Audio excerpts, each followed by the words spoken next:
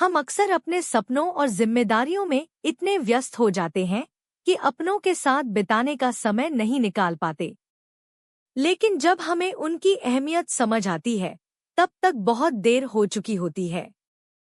यह कहानी एक ऐसे बेटे की है जिसे अपनी माँ के आखिरी 3 शब्दों का मतलब बहुत देर से समझ आया।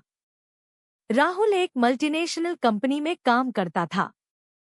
उसकी माँ गांव में अकेली रहती थी। माँ अक्सर फोन करती और कहती, बेटा कब आएगा? राहुल हर बार एक ही जवाब देता, माँ अभी बहुत काम है, अगले महीने पक्का आऊंगा। महीनों बीत गए। माँ का फोन अब कम आने लगा था, लेकिन राहुल ने इस बात पर ज्यादा ध्यान नहीं दिया। एक दिन अचानक राहुल ऑफिस में था जब उसके चाचा का फोन आया। बेटा जल्दी आ जा, तेरी माँ अस्पताल में है। राहुल घबराकर फ्लाइट से गांव पहुंचा। माँ आईसीयू में थी, सांसें कमजोर हो चुकी थी। जब राहुल उनके पास पहुंचा, तो माँ ने बहुत मुश्किल से उसकी तरफ देखा, हल्की मुस्कान दी और बस 3 शब्द कहे, अब आ गया। फिर उनकी आंखें हमेशा के लिए बंद हो गईं। राहुल फूट फूट कर रोने लगा। माँ की वही आवाज उसके कानों में गूंज रही थी, अब आ गया।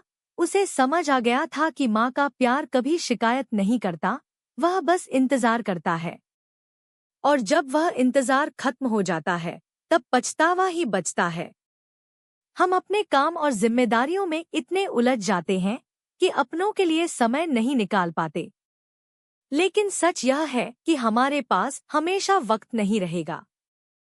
इसलिए जब भी आपके अपने आप को पुकारें, तब अगले महीने या अगली बार मत कहिए, बल्कि उसी वक्त उनके पास जाइए।